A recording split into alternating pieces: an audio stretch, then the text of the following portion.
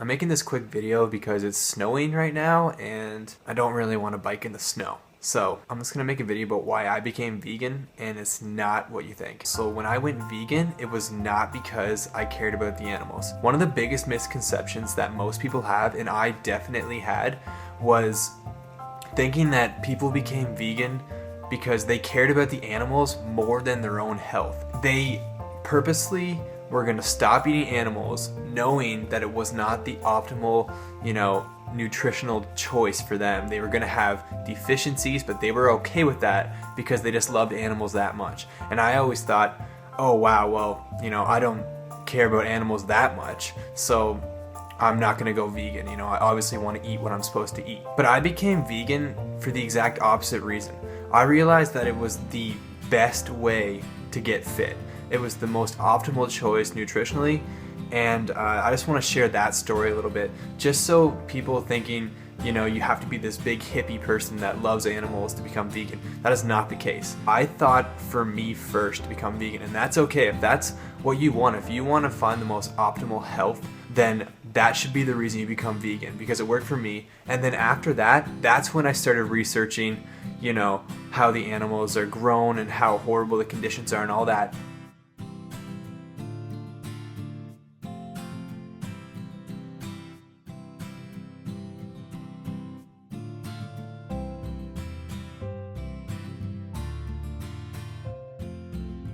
But initially, it was just simply nutrition, and it was the best health option for me. So going vegan basically started because I'm an endurance athlete. That's what I like to do. I like to run, bike, and I like to swim. I'm training for a half Ironman right now, and I was reading a lot of books about different training plans and stuff like that. I read a bunch of books about running because I was really getting into that. I was thinking about doing ultra marathons and stuff like that.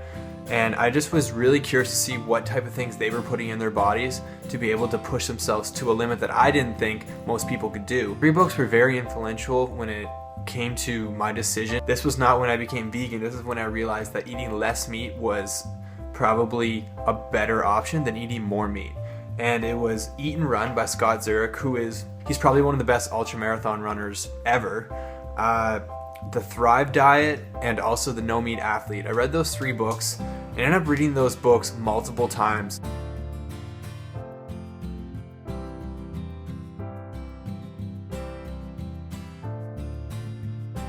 And it had nothing to do with really going vegan or anything like that, but I was just reading those books and I was just so intrigued by how they could push their bodies to limits that they didn't think they could do, and definitely limits that most people can't do, right now. And I just noticed that there's a recurring theme where they all didn't eat meat, or they all, talked about minimizing meat. And I thought it was so interesting because I always thought that was the exact opposite of what we were supposed to be doing. We're supposed to be eating more meat. When you work out, you want to get even more protein in. And then I came across a documentary, Forks Over Knives, and it really talked about, and I really suggest you guys go out and check out Forks Over Knives if you don't know that. And this documentary pretty well solidified it for me that I need to greatly reduce the meat and the dairy that I was putting in my body. Once you stop putting meat in your body, you're actually going to stop putting in all bad cholesterol into your body. This was such an eye-opener for me to realize, wait a minute, maybe this stuff isn't good for us.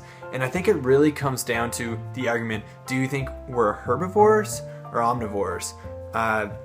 And I think most people that eat meat have just honestly never really thought about it, because when you start doing some research into it, it really leans towards the plant-based way. Even just looking at the people that are plant-based, and you see their average body fat is so much lower than obviously the Western diet.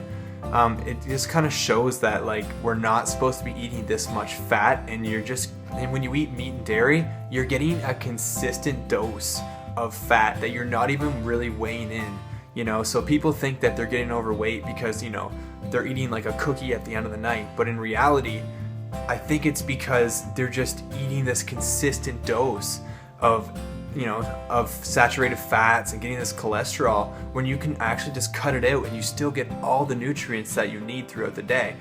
And that's basically how it started. I started weaning myself off of meat. No, I started doing just one day a week, and it felt good. The day I didn't have meat, I felt good. So then I ended up doing it more and more, and I just noticed the correlation between as I ate less meat, I felt better, and I also kept dropping weight. I used to always be around 205, 210, and now I'm down to 180. I got married in August 28th, and my ring doesn't even fit anymore, and I just feel good. Like, I feel like I'm recovering faster, and yeah, man, I just want to say that's it. Like, and yeah, I do care about the animals way more now, but initially, I think I had the mindset that most people have that still eat meat, is that they don't really care and they don't want to know about it, because then they might care. But if you just look at it from a personal health standpoint and realize that this diet is the most effective way, maybe that'll make you want to change too.